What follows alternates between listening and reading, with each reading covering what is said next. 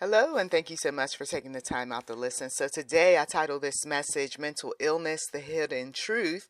Mental Illness, the Hidden Truth. And of course, we're going to talk about the biblical healing. But some people, I will tell you right now that the avoidance of getting the type of treatment that goes beyond just being around like minded believers, that is something that is only adding fuel to the fire.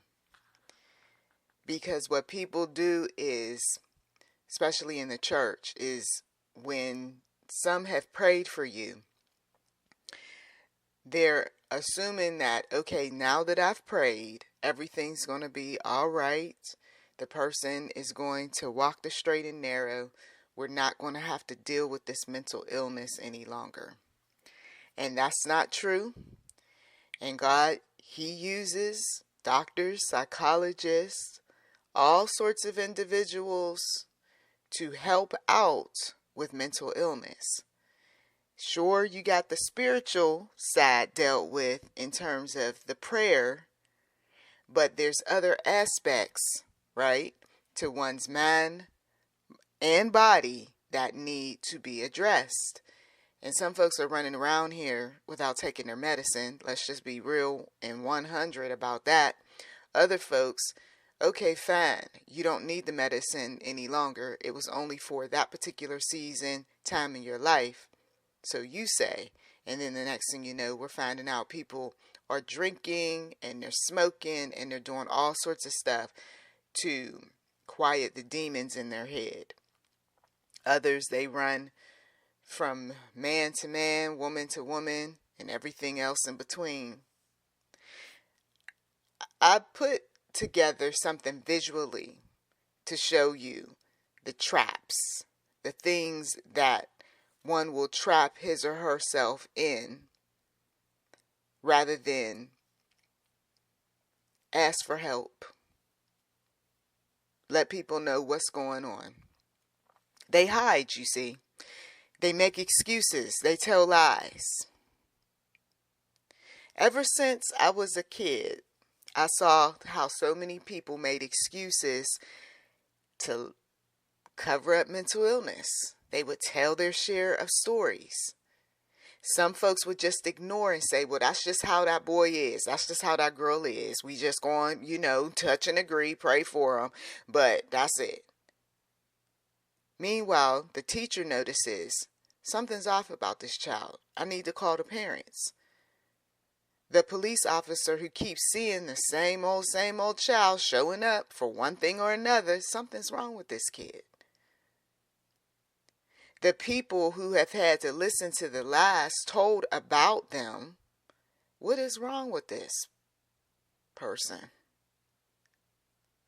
And it goes on. And some of you all, you got good sense. You know what's happening, but you don't want to deal with the backlash, the attitude, the mean-spiritedness coming from the patriarchs, matriarchs, or anyone who you rely on, or you just don't want to rock the boat. So you just say, I don't know what y'all talking about. I mean, hey, y'all say he good, so I guess he's good. Covering up, making excuses for. Well, sometimes I love how everybody wants to just put us all in one group, right? Please. I don't buy into that foolishness. We all tend to have our share of issues, and so let's just lighten up on that one. And don't put us all in that. That one is gibbering. That one is calling people out their names. That one's jumping up on chairs and on tables. He's running around like a chicken with his head cut off. He's fighting women, men, kids. And you mean to tell me there's nothing wrong and that we all tend to be that way? I don't know about you, but when's the last time you or I went around cussing folk out, jumping up in people's faces, dancing on a table, running around kissing people in the mouth? I mean, there's so many people that exhibit, and I'm just throwing out all sorts of examples here. I'm not just picking on one or two or three people. I mean, there's many people who do some outrageous, outlandish things, And then you want to put us all over there in that basket. No, thank you. I'm looking at somebody falling apart. I'm looking at one day he or she's going to meet their match. Oh, you got that mental health issue going on that's unchecked, undiagnosed? Yep, me too. And we both going to be tearing each other apart because I ain't going to put up with it. Sit your you know what down. He keeps telling them, sit your you know what down. Okay, I'm going to have to hurt this Negro. Ooh. See, in the community where I was growing up, there was that was going on. African American community, and back in those days, there were those who called each other Negroes, not the other word, okay? There were those who did call people the other word with the hard R. But there was some unexplainable behavior that was going on with individuals. And in the African American community, fast forward, there are still those that make excuses, lie, or cover up the mental health ailments of loved ones, of ride or die, best friends, husbands, wives. Something's wrong with your husband. Something's wrong with those kids. Something's wrong with that wife. Something's wrong with the daughter. This is something that keeps happening. A generation of challenges mentally. And just as those that came before made excuses, so too at the time of this recording, people are making excuses. I don't need to sit down and talk with some of these family members and friends. I know they're doing it because when you think back on how they dealt with any type of challenge, whether it was mentally, physically, spiritually, sexually, it was always the lying, the covering up, the making excuses. So I'm not surprised that some individuals are still doing it because they saw their elders do it. You see. And then you put people out here in society and you don't explain things. They don't have any type of diagnosis of anything. They haven't been treated. If it embarrasses you in the room, it shames you in some way, you hide it. You don't understand it. And no one's talking about it. My God. No one's talking about it. Why do people hide or tell lies about the mental illness? Why do people tend to be this way about it? There's the shame that's involved. There's stigmas. There's a fear of judgment. The mother doesn't want to say anything about her child's mental health woes and issues, what have you. Nowadays, what they do is they call it a genius. There's no genius about that. Or he is so smart, or she is so clever. She puts on this great act. That's not an act. And those who have seen this sort of thing growing up in families, and others who you've had to counsel people. You've had to be the one with the recordings, the notes, and everything else to prepare for a court hearing. You know what you're seeing. The public can make all the excuses in the world. Try living with that. Oh, you don't want to bring that home, huh? The thing that you say is genius and clever, and that one's so smart. Sure, some people will put on some acts depending on who's in the room. But then there comes a point where someone with a mental illness challenge, what have you, I can't put this thing in a box. What you talking about? This isn't no acts. My God. Mental health stigmas are still among us, saints as well as sinners. And where does it come from? Society is fearful. They have their share of misconceptions and biases about it. There's those individuals who associate all sorts of mental illnesses with negative stereotypes, and who wants to be a part of that crew? Right? I don't want you to stereotype me. But see, this unpredictable behavior that individuals have, I saw it firsthand. And even the physical issues, the violence. When you heard me mention over the years, giving examples about people threatening to knock people upside the head and others who actually did it, and family members who were fighting, that's when the mental health woes and challenges had reached an apex, and the person who had good sense about them was defending themselves from the person who had no sense. And somehow people twisted it around and said, oh, you got to lighten up on that one. You know he's troubled. Excuse me. I'm going to just let somebody jump on me. I'm just going to let somebody hit on me. And we're not talking about, flirting. I'm just going to let somebody jump up in my face and just, no, we're not doing this. And if they're not doing it in a way that hurts, that where it bruises, some of these individuals who were the victims experienced it in this so-called loving, sweet, and I just want you to help me out. And later we found out it was sexual abuse. So just because it didn't hurt like you know what, okay, but there was a sense of comfort to it. It was sick behavior. Adults were doing this sort of thing to young adults and children. And manipulative about what they were doing. That dangling carrots and sticks that I told you all about when it came to money. Well, this sort of thing was going on when the abusers and users, hiding their mental health woes, decided to go in the next room or in a basement or in an attic or in a car or around a building. Whatever their choice was, where they planned on committing acts.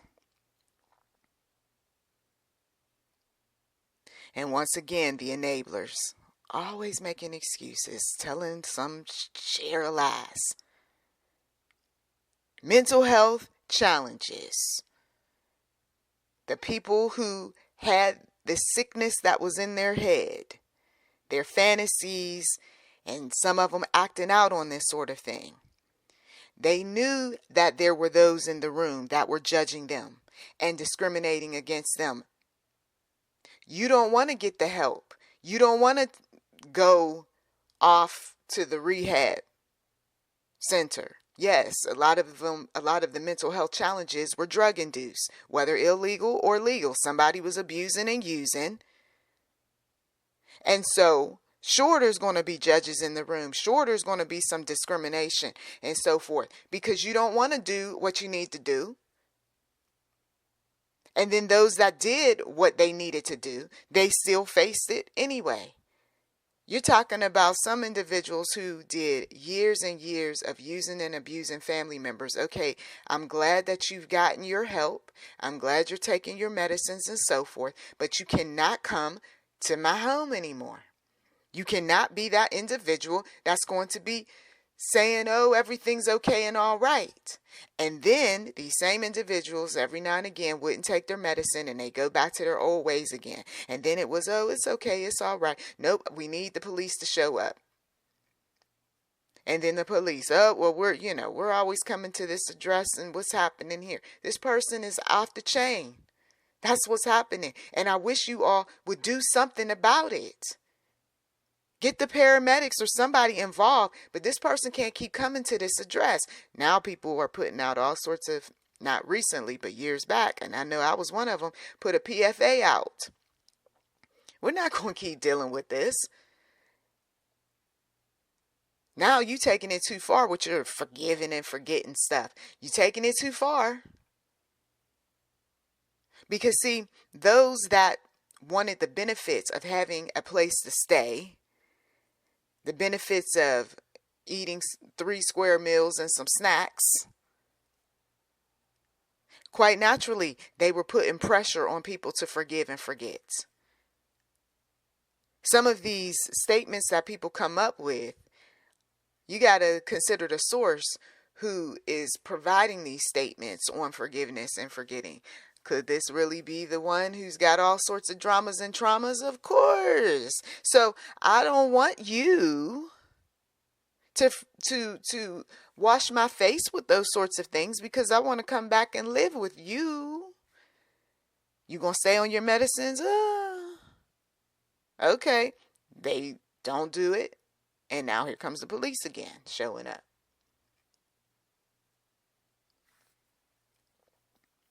There are those individuals who just want to hide their personal issues, their struggles. At the same time, they don't want to be treated any different. They want you to pretend as if you don't see their brokenness. I don't want you to see the elephant in the room. So what are we supposed to do about it? You're supposed to act like you don't see it. Nope, that's not going to work. New day, new age, new breed. We're not dealing with that. We're not dealing with the pretend as if we don't see, because we see. And we're not happy. And we don't want our happiness to continue to be negatively impacted because you refuse to seek help. And sometimes in their minds, they don't know. They simply don't. We'll give them that much. So we need to take them somewhere to get some help. These broken relationships as a result of people not admitting the fact that there are some issues with this person, whoever he or she might be. It could be your what? Mother, father, sister, brother, cousin, auntie, uncle, husband, wife, niece, nephew, grandmother, grandfather, adopted mother, adopted father. Somebody got something wrong with them. And they know, at least there's part of that brain that knows that society fears that. I don't want that label. Society has their misconceptions about that label. There's some biases. No, give me some other label. And people who got a lot of money, they know how to pay some shady doctors to give them some other label. Oh, we're coming where some people are. We know that label that they gave you, and maybe they didn't pay them. Maybe they just felt sorry. Well, brother's been through a lot, sister's been through a lot. I don't want to give you this label. Let me see what we can do. And you know that label that he says he is, that's not adding up. Something's not mathing. Wait a minute, hold up. You are who? What? Nah, I've been around people with that label. Nah, you on some other trip, bruh. You on some other trip. Oh, wow. Some folks should have been labeled and never was, because there's been those individuals who have advocated for a long time not to label. Yeah, well, we need to do something, because this one is that label. There's no, there's misdiagnosed. No. There's something wrong here. Woo, Jesus help us all, right? Because I know some of you all, you got some folks in the family, and that's part of the reason why you don't want to go to certain family events, because they turn it up a notch. They do some of the most unthinkable acts. I don't think my heart can take it this year. I don't think my wallet can take it. I don't think my fist can take it. I don't think I want to go and pop the trunk. I'm going to stay home. I know that's right. We trying to keep some people out of, the cell. All right.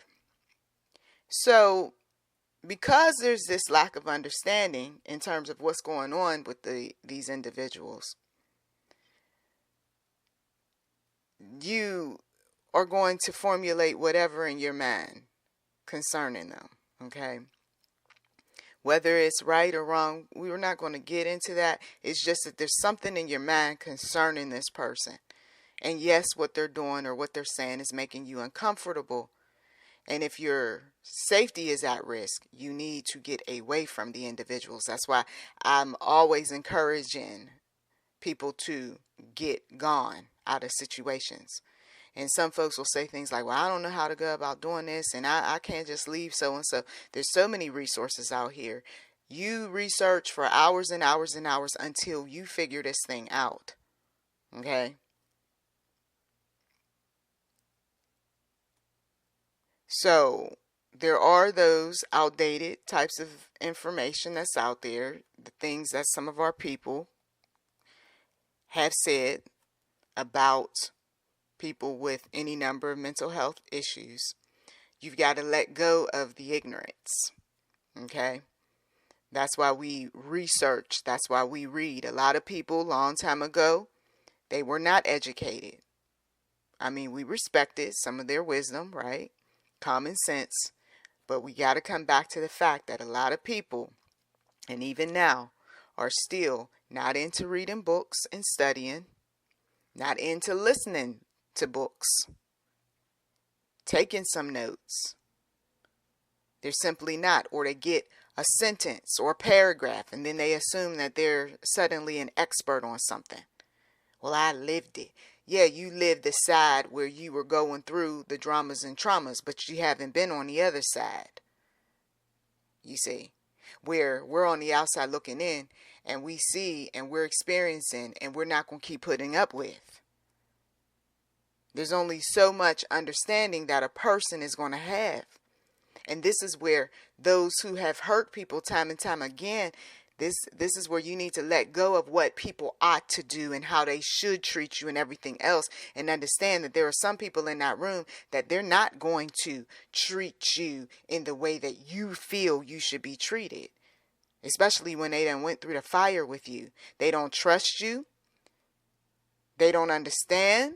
Or some do understand, and that's all the more reason why they're not wanting you around their children, why they're not wanting to continue to have a relationship with you. There you go again, obsessing. There you go again with your addiction. There you go again with your stalking. Saying things that you don't have any business saying to children and grandchildren. No, and no some more. And they have every right to establish boundaries. We're supposed to respect boundaries. Not cross them, not come up with ways to manipulate. That's why you know somebody still doesn't want to accept the fact that something is wrong. There are those people who we've said, oh, well, she's just different. And other people who have said, that one's dangerous. And when this has happened, when this is said, does that person fully understand what's going on, or are they just saying this because they don't know how to explain it? But too many people are in their feelings about every little thing. There is a reason as to why people are saying that, and we should heed it instead of shutting it down. I had one of my sons, and I could tell how this programming, boy, societal programming, it's working a number on some individuals. You say something like different or dangerous, or I don't know, all I know is I don't want you to be around certain individuals. Let's not do that. Let's not put anybody in a group. Let's. Okay, wait a minute. You're my child. Okay, I'm responsible for you. And even though I might not be using whatever the word is for the day in terms of explaining somebody's disorder, all I know is that if I tell you somebody's dangerous, they're dangerous. And there's reason for that. And I'm not going to get into no long explanation as to what makes them dangerous. See, some of you all, you grew up around some individuals, and that's why you don't go to family holiday events. You're not sitting around certain people because you know the history, you know the secrets, while other people think you don't know. So this is where I'm going to be that one to say, if you know something about someone, don't feel bad or feel guilty about how you describe them.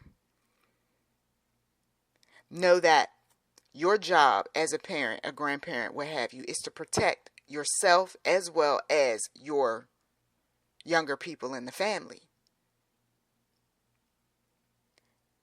There's no sense in me being around this one, because if I'm around this one and I know he's not taking medicines or anything for that, I might be liable. I might do something I shouldn't do. So then you end up being the dangerous one, you see? This is a bit more complicated in some of these families than what it appears to be. It started off where folks were just making excuses and telling lies. And now that we know something is different or strange or odd or whatever the words might be, and the person still doesn't want to do the right thing, it's just best to remove yourself. Don't even be in that area. Oh, you see, you're acting funny. See, that's why people don't like to share what's going on with them. There's a little more to this than what you think. And that's why for some individuals, you need to give some people grace, because they were here long before you were here. And because the flavor of the week or whatever is trending is happening and how you're supposed to talk and do this, that, and the other, sometimes you need to pipe all that down, because you don't know who you're dealing with in the room, you see. We keep people's secrets up to a certain point, you see. And then after a while, it's like, wait a minute. You're talking to my kid over here. Or you're reaching out. Or I'm hearing through the grapevine certain things about that family. No. I've got to let my children know what's what. You see. There are some examples of people who are troubled in body and in spirit. I've referred to King Saul in 1 Samuel 16:14 through 23. And nowadays we would say that Saul had erratic behavior, he had his share of mood swings, and he had paranoia. And back in those days, there wasn't any addressing mental and spiritual afflictions, right?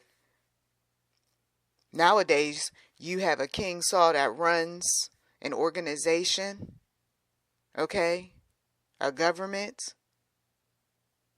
runs a household, starts a business. All those years, people made excuses,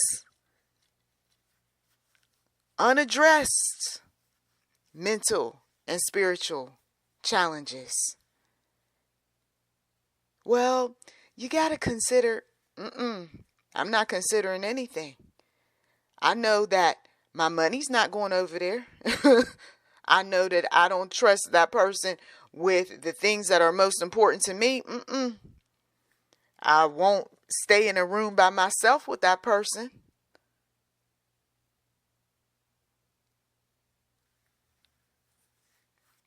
We know that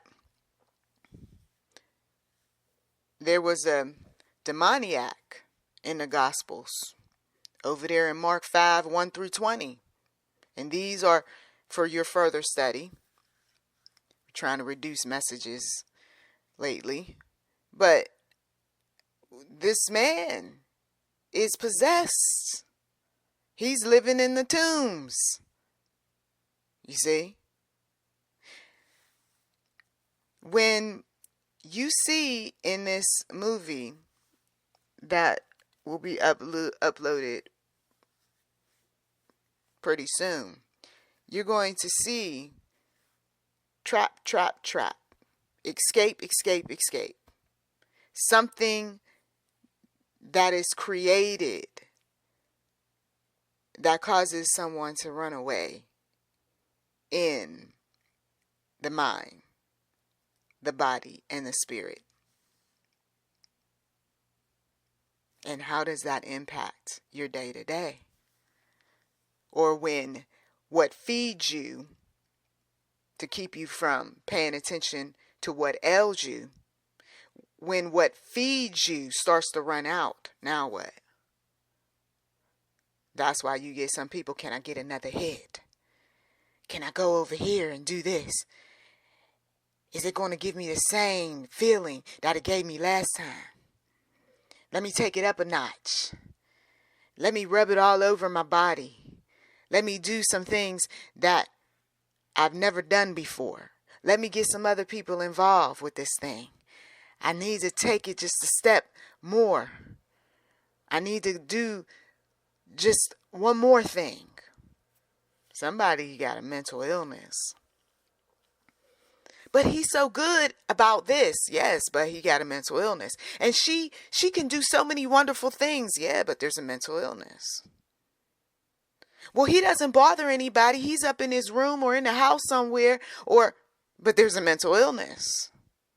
Upon closer inspection, when we looked at various family members, we said, wait a minute, hold up. We went off to college and we saw this sort of thing play out. And some people had to end up dropping out of college and going back home to be with family members and friends because something snapped, something was off, something wasn't quite right. And then you come back and you look at your different relatives and so forth and you say, oh, whoa, wait a minute. This guy reminds me of. And then you start to see a pattern of events. And then you start asking questions. And then there's relatives saying things like, don't you ask that. Don't you say that. You better mind what you say. Stay in a child's place. Something is wrong. You guys are sitting up here and you're giving that man alcohol. That's the last thing he needs. Don't you see the pattern that happens when you give him alcohol? You're telling him to smoke that? Do you realize that maybe it's calming for you, but it ain't calming for him? You're going to tell him to try that? He going to rip up y'all's house.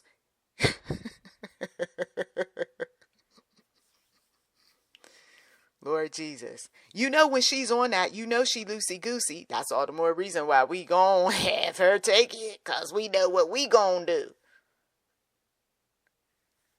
And you know what they say about them crazy ones. Nebuchadnezzar was mad. His madness was out there. And God allowed it, though. This is the part that trips some people out. You mean to tell me? Yes. Daniel 4:28 through 37.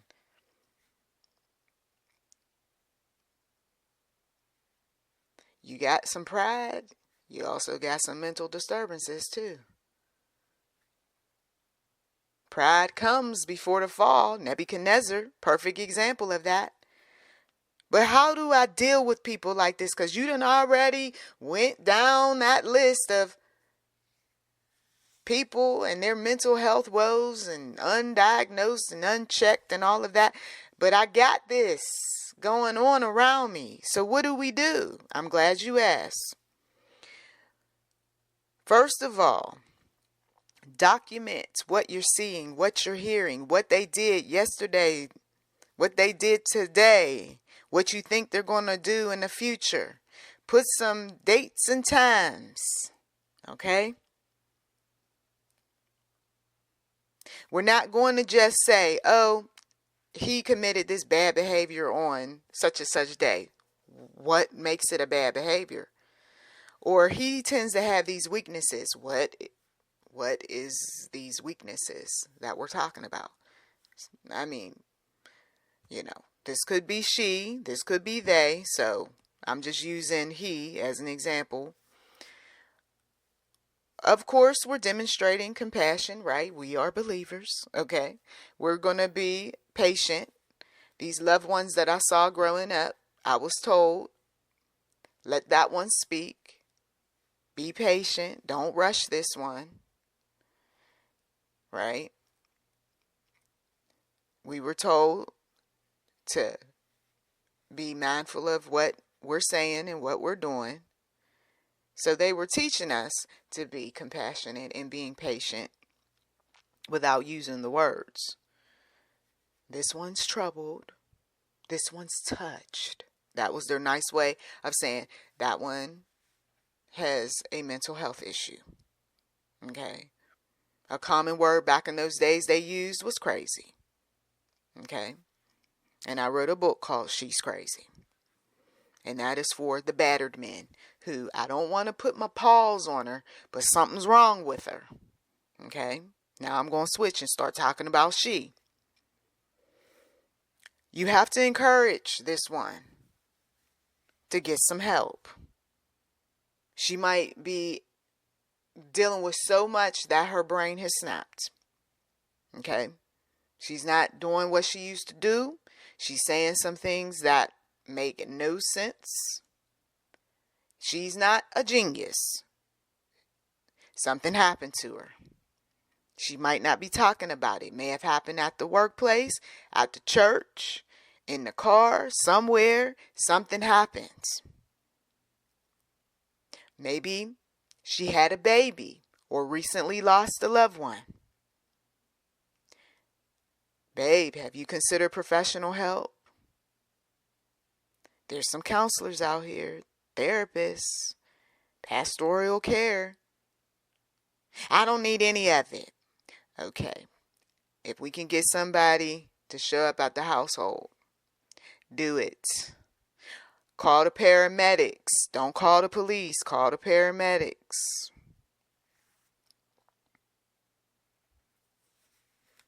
Then the paramedics might bring the police along with them, because many a paramedic ended up being in the hospital or in their graves because somebody started freaking out.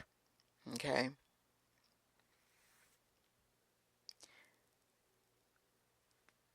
Mental illness isn't anything to make excuses or tell lies about. You never know when somebody is going to do something that they have no business doing. You might have all the trust in the world in that person because they've never, just like we put trust in some animals, talking about what they'll never do. And then one day they have an off day, right? But that's my family pet, man. He's been with us forever, right? Okay, some people give more grace to animals than they do human beings. They'll get more help for a pet, making sure that that pet is good. Every veterinarian appointment, the pet is there, but won't even bother with the son or the daughter, the husband or the wife. My God. We're praying right now for healing and understanding for this one who is going through so much. We're asking God for his guidance on how to handle these situations in Jesus' mighty name, with wisdom and love.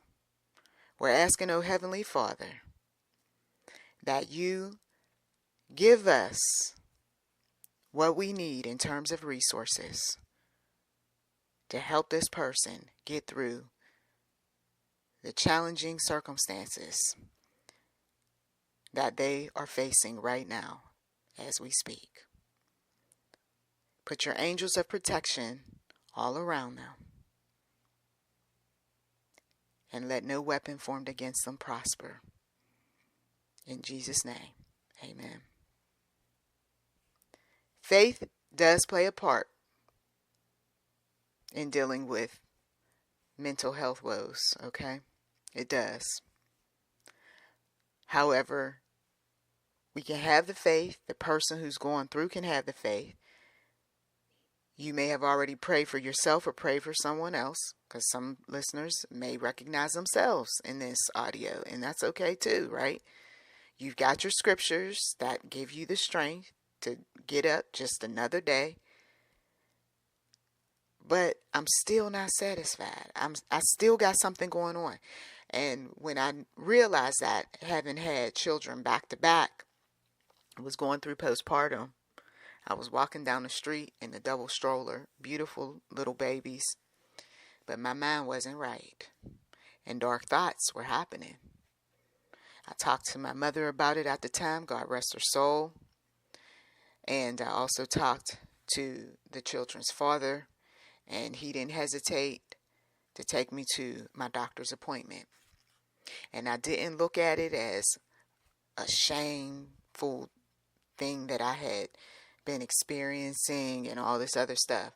I told the doctor, and the doctor said, let me get you some medicine. Okay? wrote me up a prescription. I took it over a period of time. And then the next thing you know, I was back to myself again because I knew something wasn't right. You see, you know when you start thinking things that you never thought before. You know that when people are kind of looking at you like, something's odd. Something's a bit different. Are you okay? Are you all right? And you're saying, what did I just do? Or what did I just say? You see? Or when you got family members and friends asking you a little too often, how are you doing, and calling you a little too often. They see something. They know something. You understand?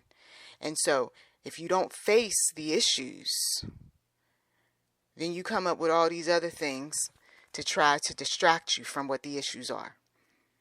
And then, as I said before, after a while, you keep feeding and feeding, and then nothing is helping. You tried being with this one and that one. Thought it was maybe you were just lonely. And you tried eating all sorts of favorite foods, and all you did was gain weight. And you talked with people who were supportive of your wildness.